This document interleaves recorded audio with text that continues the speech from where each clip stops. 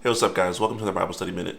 Today we're taking a look at Romans chapters 5 and 6. And Paul is continuing his argument, picking up where he left off, where he was talking about how Abraham was justified by faith in chapter 4.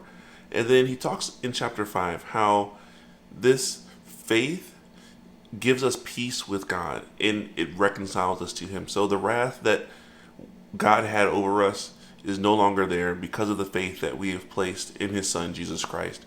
And he then goes on to talk about how this one work of Christ is much greater than the one work of Adam, whose one trespass led to sin for all, but how Christ's one sacrifice leads to justification for the many.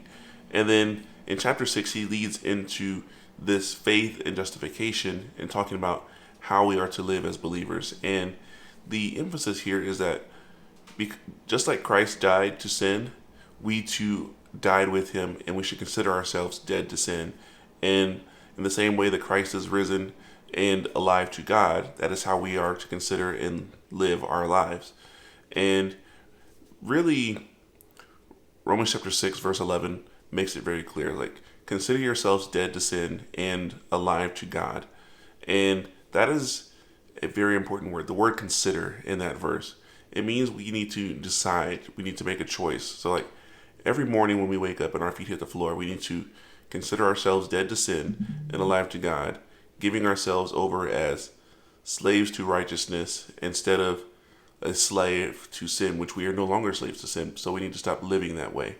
And that's really the emphasis here that Paul is talking about, and showing that even though God's grace is great and we can't out sin His grace, that is no excuse for us to continue in sin. Because we are in Christ, we have new desires, and we need to express those desires by walking in righteousness.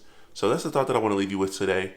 And we'll take a look next time at Romans chapter 7 and 8, where we'll see how even living this way is a little bit of a struggle, but it is what we are called to do as believers. So until next time, grace and peace.